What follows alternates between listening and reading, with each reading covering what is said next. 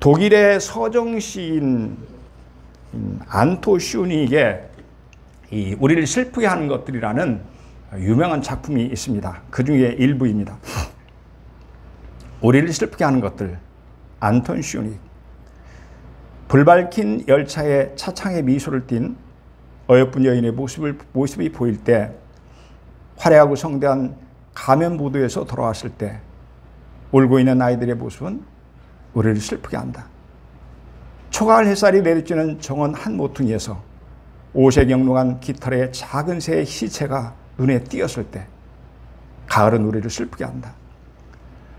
소중히 사랑한 이의 발자국 소리가 사라져갈 때, 그리고 나면 며칠이고 당신은 홀로 있게 되리라. 이 모든 것은 우리들 가슴에 스며들어 우리를 슬프게 한다. 하지만 우리를 슬프게 하는 것들이 어찌 이것들 뿐이랴. 가난한 할머니의 눈물, 거만한 인간, 이 모든 것 또한 우리의 마음을 슬프게 하는 것이다. 이런 수필입니다. 세상에는 우리를 슬프게 하는 것들이 참 많이 있습니다. 그런가 하면 슬픔의 종류도, 그 원인도, 정도도 사람마다 다 다릅니다. 여러분, 이 다양한 슬픔들을 누가 알까요? 아무도 나의 슬픔을 알지 못합니다. 아무도 나의 아픔을 알지 못합니다. 하지만 이 모든 우리의 슬픔을, 아픔을, 눈물을 아는 분이 계십니다. 바로 우리 주 예수님이십니다. 오늘 우리가 함께 읽은 이 본문은 우리의 슬픔을 아시고 그 슬픔을 함께 하시려고 이 땅에 오신 예수님에 대한 말씀입니다. 여러분, 예수님은 어떤 분이십니까? 예수 그리스도는 모든 슬픈 자를 위로해 주시는 분이십니다. 2절 하반절입니다. 모든 슬픈 자를 위로하되. 모든 슬픈 자입니다. 그러니까 슬픔을 가진 사람들이 많다는 뜻이죠. 그래서 예수님은 이 모든 슬픈 자를 위로하신다는 말씀입니다. 하늘이여 노래하라. 땅이여 기뻐하라. 산들이여 즐거이 노래하라. 여호와께서 그의 백성을 위로하신즉 그의 고난당한 자를 긍휼히 여기실 것임이라. 이사야 49장 13절의 말씀입니다. 하나님께서 그의 백성을 위로하신다고 합니다. 고난당하여 슬퍼하는 자를 불쌍히 여기셔서 위로하신 것입니다. 하나님의 위로가 차고 넘쳐서 하늘도 노래하고 땅도 기뻐하고 산들도 즐거이 노래한다는 말씀입니다. 우리 천천히 같이 읽겠습니다. 시작. 찬송하리로다. 그는 우리 주 예수 그리스도의 하나님이시오 자비의 아버지시오 모든 위로의 하나님이시며. 모든 위로의 하나님이시며 이렇게 말씀합니다. 그러니까 하나님 아버지는 모든 위로의 하나님이라고 합니다. 그러니까 모든 위로는 하나님 아버지로부터 나온다는 그런 말씀입니다. 기차를 타고 미국 조지아주의 그 조그마한 이 도시를 지나면 옷수선 가게의 벽에다가, 그러니까 간판이죠. 슬픔에 잠긴 자를 제외한 모든 것을 고칠 수 있음이라고 쓰여진 큰 간판을 볼 수 있다고 합니다. 이 간판은 약간의 과장이 있기는 하지만 지혜로운 광고라는 그런 생각이 듭니다. 이 간판은 사람들에게 아주 중요한 문제를 제시합니다. 그것은 마치 이렇게 묻는 것과 같습니다. 슬픔에 잠긴 사람들을 치료할 방법이 있나요? 그렇습니다. 슬픔이 하루하루의 삶을 어둡게 하고 절망 속에 빠지게 될 때에 우리는 어디에서 위로를 얻어야 하나요? 친구나 가족이나 직장의 동료가 우리에게 진정 얼마나 위로를 줄 수 있냐 하는 것입니다. 우리는 이들에게는 만족함을 얻을 수 없다는 사실을 금방 깨닫게 됩니다. 그럼에도 불구하고 비탄에 젖은 마음을 달래주시는 한 분이 계십니다. 그분이 바로 자비의 아버지시오 모든 위로의 하나님이십니다. 주님의 위로는 갓난아기 울음소리에 달려오는 엄마와도 같습니다. 여러분, 갓난아기 울음소리가 들리면 어떻게 되나요? 엄마는 즉각 달려옵니다. 그리고 안고 젖을 먹이면서 달래줍니다. 그러면 아이는 언제 울었냐는 듯이 방실거립니다. 이처럼 우리 주님은 우리가 슬퍼하여 울고 있을 때 즉시 달려오십니다. 우리를 품에 안으시고 쓰다듬어 주십니다. 주님은 우리를 달래시며 위로해 주십니다. 아멘. 그렇다면 주님은 우리를 위로해 주시는데 어떻게 위로해 주시나? 첫째, 함께 하심으로 위로해 주십니다. 볼지어다 내가 세상 끝날까지 너희와 항상 함께 있으리라 하시니라. 주님의 말씀이죠. 마태복음 28장 20절의 말씀입니다. 함께 읽습니다. 시작. 내가 결코 너희를 버리지 아니하고 너희를 떠나지 아니하리라 하셨느니라. 아멘. 히브리서 13장 5절의 말씀입니다. 주님은 세상 끝날까지 우리와 함께 하신다고 합니다. 어떠한 상황에도 결코 우리를 버리지 아니하시고 우리를 떠나지 아니하신다고 말씀하십니다. 그렇습니다. 주님은 우리를 결코 버리지 아니하실 줄로 믿습니다. 결코 우리를 떠나지 아니하실 줄로 믿습니다. 세상 끝날까지 우리가 함께 해 주실 줄로 믿습니다. 아멘. 여러분, 예수님이 우리에게 주시는 최고의 위로가 어떤 것일까요? 그것은 예수님이 우리와 함께 하시는 것입니다. 우리를 버리지 아니하시고 떠나지 않는 것입니다. 언제나 우리와 함께 하는 것입니다. 여러분, 아멘입니까? 어린아이가 낮잠을 자다 깨보니까 엄마가 안 보였습니다. 그러자 아기는 이리저리 엄마를 찾다가 그만 울어버립니다. 사실 엄마는 아이가 잠든 사이에 잠깐 밖에 쓰레기를 버리러 나간 것입니다. 엄마는 혹시 그 사이에 아기가 잠이 깨면 어쩌나 싶어서 바구니에다가 맛있는 과자와 장난감을 가득 채워놨습니다. 그런데요, 아무리 맛있는 과자와 많은 장난감이 있어도 엄마가 없으면 아기에게는 아무 소용이 없습니다. 엄마가 곁에 있어야 비로소 과자도 장난감도 눈에 들어옵니다. 이처럼 우리에게 최고의 위로는 주님이 우리와 함께 해 주시는 것입니다. 아멘. 이런 글이 있습니다. 제목은 자연이 주는 위로입니다. 슬픔에 빠진 자에게 말없이 자연이 오히려 더 큰 위로가 될 때가 있다. 말 없는 자연이 오히려 더 큰 위로가 될 때가 있다. 자연은 왜냐고 묻지 않는다. 또한 섣부른 말도 하지 않는다. 그저 무조건 슬픔을 받아주고 녹여준다. 이처럼 우리에게 가장 큰 위로는 내 슬픔을 알고 함께 해주는 무언의 포용력이다.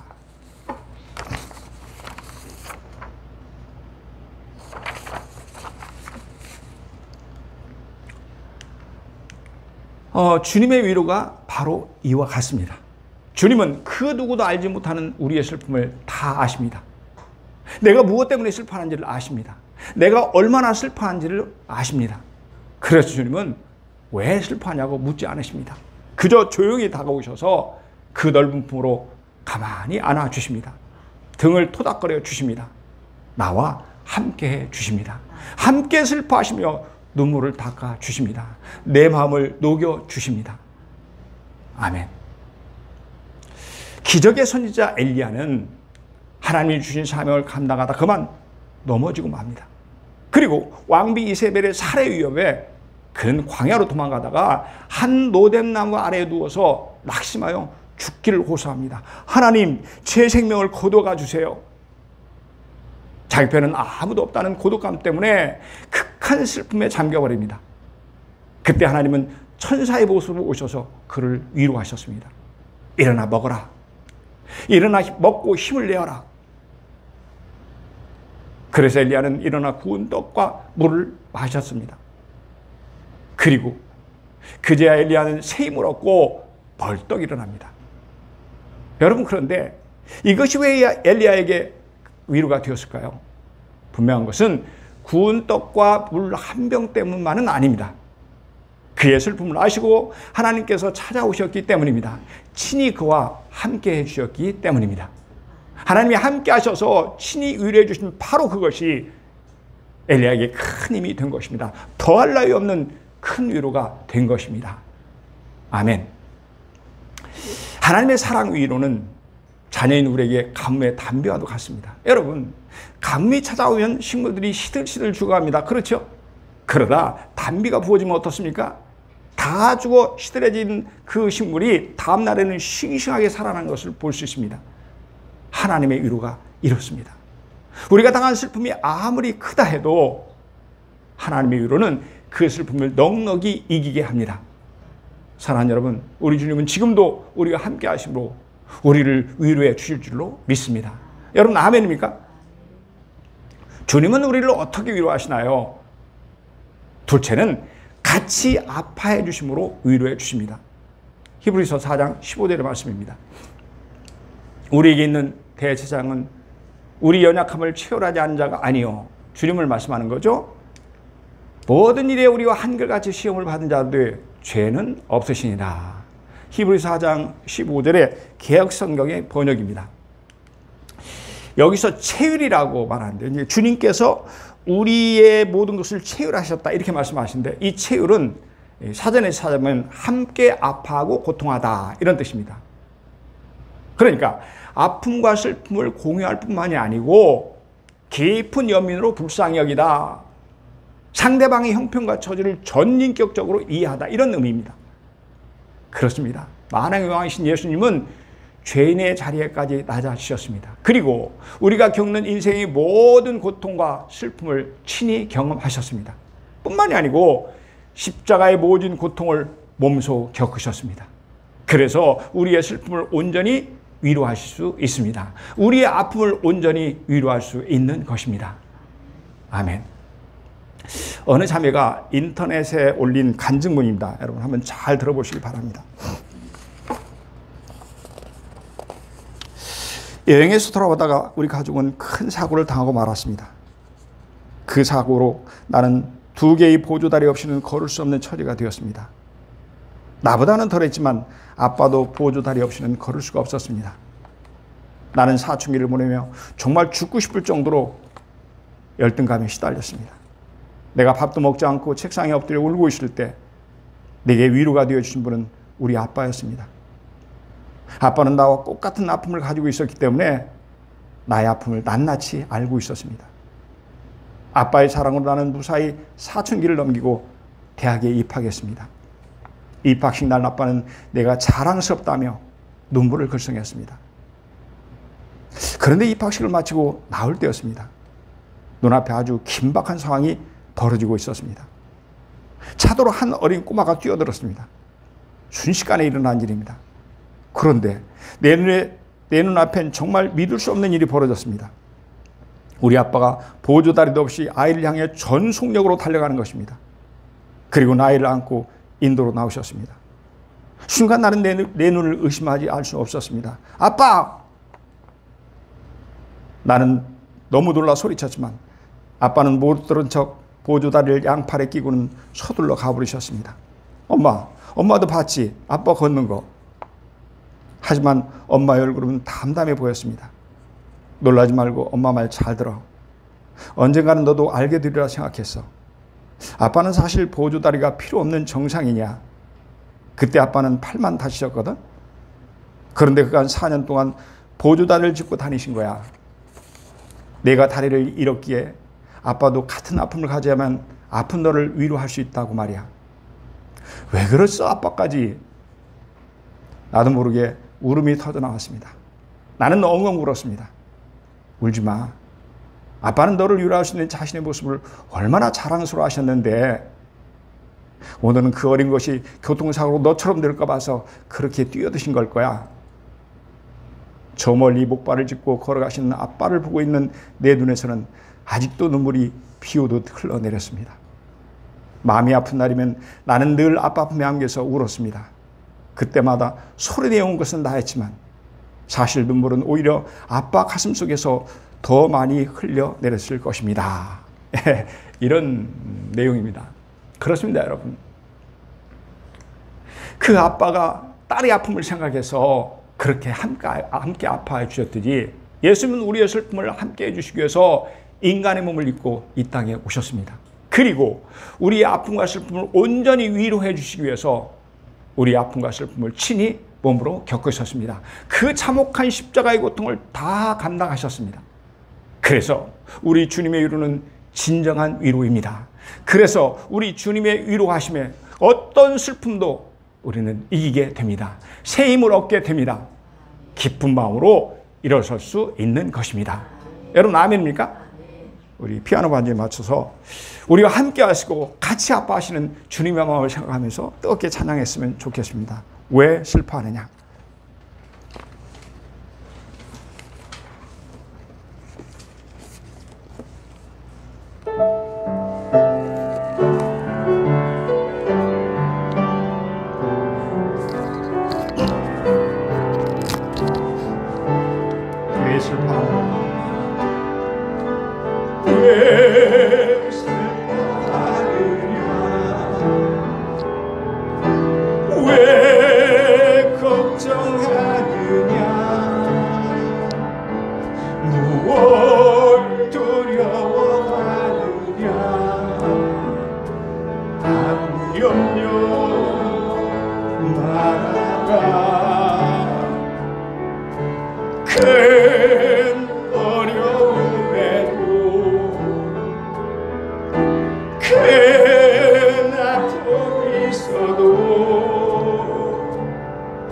이제 아무 걱정하지 마.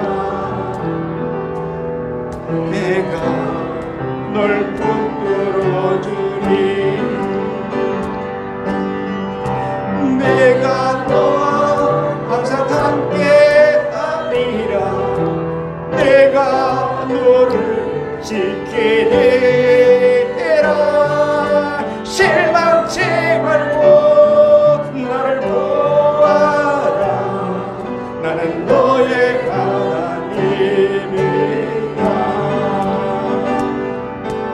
왜 슬퍼하느냐? 왜 실망하느냐? 뭘 두려워하느냐? 아무 염려 말아라. 큰 환난 중에도 큰 질병이 있어도 이제 아무 걱정하지 마. 내가 널 치료해 주리. 내가 너와 항상 함께 내가 너를 지키리라. 실망치 말고 너를 보아라. 나는 너의 하나님. 우리 다시 한번 고백합니다. 내가 너와 항상 함께하리라. 내가 너를 지키리라. 실망치 말고 나를 보아라. 나는 너의 하나님이라.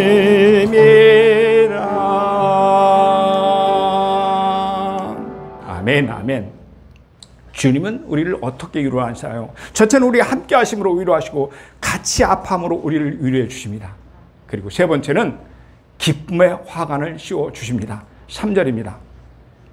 너를 시온에서 슬퍼하는 자에게 화관을 주어 그 죄를 대신하며, 이렇게 말씀합니다. 여기서 시온은 예루살렘을 가리킵니다. 또한 죄는 극한 슬픔을 의미합니다. 그래서 시온에서 슬퍼하는 자는 하나님의 백성의 슬픔을 의미합니다. 당시에 극심한 고통에 슬퍼하는 자들은 죄를 뒤집어 썼습니다. 그리고 죄 가운데 앉거나 누워서 슬퍼했습니다. 화관의 원어는 페레인데 이것은 머리의 장식을 가리킵니다. 여자들이 두건으로 머리에 쓰던 아름답고 화려한 관을 가리킵니다. 그리고 관 중에서 특히 여러 꽃들을 모아서 만든 화관은 말할 수 없이 아름다웠습니다. 그 아름다움으로 인해서 인간이 느끼는 기쁨을 극대화하는 것으로 여겨졌습니다. 그러므로 시온에서 슬퍼하는 자에게 화관을 주어 그 죄를 대신하며 라는 이 말씀은 극심한 슬픔 속에 빠져있는 택한 백성 이스라엘을 하나님께서 친히 위로해 주신다는 의미입니다. 그 위로가 차고 넘쳐서 이제는 슬픔이 사라진다는 뜻입니다. 그 대신 기쁨이 넘치는 삶이 된다는 말씀입니다. 여러분, 하나님의 위로는 추운 겨울에 따뜻한 난로와도 같습니다. 아무리 매서운 겨울이라도 따뜻한 난로가 있으면 걱정이 없습니다. 추위가 아무리 혹독해도 문제될 것이 없습니다. 왜냐하면 따뜻한 난로가 얼마든지 추위를 이기게 해주기 때문입니다. 하나님의 위로도 마찬가지입니다. 우리가 당한 슬픔이 아무리 크다 해도 하나님의 위로는 그 슬픔을 넉넉히 이겨내게 합니다. 하나님이 넘치는 위로가 우리 마음에 흘러 들어오기 시작하면 어느 순간 우리의 마음은 가득 채워버립니다. 그러면 슬픔은 온데간데 없이 사라집니다. 대신에 우리 마음은 기쁨과 즐거움으로 넘실거리게 됩니다. 우리의 마음을 온통 채우고 있던 슬픔의 죄는 사라져버리고 우리 머리에는 찬란하게 아름다운 기쁨의 화관이 씌워집니다. 슬픔은 사라지고 어느새 축제의 삶으로 바뀌어 있는 것입니다. 아멘. 또한 하나님의 위로는 샘 밑바닥에서 활활 쏟아 넘쳐나는 지하수와도 같습니다. 고여있던 탁한 샘물은 샘 밑바닥에서 끊임없이 솟아나는 신선한 물과 함께 우물 밖으로 흘러나갑니다. 그렇죠? 그러면 어느 순간 탁한 물은 사라지고 우물은 다시 맑고 신선한 물로 가득 차게 됩니다. 하나님의 위로가 바로 이와 같습니다. 하나님의 위로가 우리에게 임하면 어느덧 마음속의 근심과 슬픔은 사라져버립니다. 그 대신 우리의 몸과 마음은 찬송의 옷을 입고 춤을 추게 되는 것입니다. 아멘. 내 평생에 가는 길 찬송가 413장은 작사자 호레이쇼 지 스페포드 교수의 엄청난 비극 속에서 탄생한 찬송가라고 해서 특별히 찬송가 중에 욥기라고 부릅니다. 그는 변호사였고 린드 대학교 그리고 시카고 의학대학의 법리학 교수였고 또 신학교 이사 그리고 운영위원이었으며 무디 교회의 회계 집사였습니다. 이 평화롭고 행복한 가정에 엄청난 시련이 닥칩니다. 시카고의 대화재로 아주 유명한 화재였죠. 집은 불타고 재산은 모두 잿더미로 바뀌고 말았습니다. 그의 부인은 충격으로 인해서 건강이 몹시 악화됩니다. 그러자 환경을 바꿔보라는 의사의 권유로 병약한 아내의 휴양을 위해서 가족들과 함께 유럽으로 출발하려고 여객선 예약을 합니다. 그런데 화재로 자신의 집뿐이 아니고 그가 출석하던 무디 교회도 잿더미가 되었습니다. 당시 스페포드는 그 교회의 재정을 맡고 있었기 때문에 교회당 재건 때문에 그의 부인과 네 딸을 먼저 여행을 떠나보내고 자신은 며칠 뒤에 뒤따라가기로 합니다. 여객선은 일주일 동안 대서양을 순행했지만 새벽 2시 손님들이 모두 잠든 시간에 불행히도 영국 선적의 철갑선인 로키함과 정면으로 충돌합니다. 226명의 승객을 실은 채 여객선은 바닷속으로 침몰하기 시작합니다.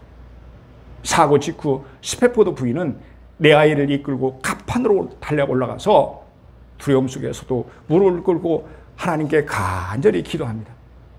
그동안의 여객선은 완전히 침몰하고 말았습니다. 30분도 채 안 되는 동안의 일이었습니다.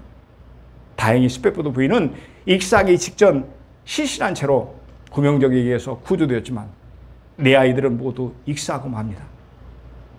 9일 후에 스페포드 부인은 웨일즈의 카티프에 도착해서 남편에게 전보를 칩니다. 혼자 구조됨. 그러자 이 소식을 들은 교인들이 찾아와서 스페포드를 위로합니다. 그는 이렇게 대답합니다. 내게 어려운 고난이 닥쳐왔으나 주님께서 함께해 주시니 주님께서 위로해 주시니 괜찮습니다. 그는 나를 데리러 서둘러 영국으로 가는 배를 탔습니다. 그가 탄 배가 비극의 대서양 사고점을 지나면서 그는 아픔과 슬픔으로 밤이 새도록 하나님께 울부짖었습니다. 그런데 새벽 3시경에 그는 일찍이 체험해 보기 못한 하늘의 평안이 그의 마음에 가득 찼습니다. 주님께서 친히 그를 위로해 주신 것입니다. 그는 종이를 꺼내서 마음의 평안을 기록해 갑니다. 내 평생에 가는 길 순탄하여 늘 잔잔한 강 같든지 큰 풍파로 무섭고 어렵든지 나의 영혼은 늘 편하다. 내 영혼 평안해. 내 영혼 평안해. 스페포드는 유명한 작곡가인 블리스에게 자신의 찬송시를 보여주면서 작곡을 부탁합니다. 그래서 이 유명한 찬송가가 탄생하게 되었습니다. 스페포드는 1881년 시카고에서 아주 떠나서 예루살렘에 가서 한 수도에 정착합니다. 그리고 그는 주의 사도로 자신의 삶을 마감했습니다. 사랑하는 여러분, 우리 하나님은 모든 슬픈 자를 위로해 주십니다. 함께 해 주심으로 위로해 주십니다. 같이 아파하면서 위로해 주십니다.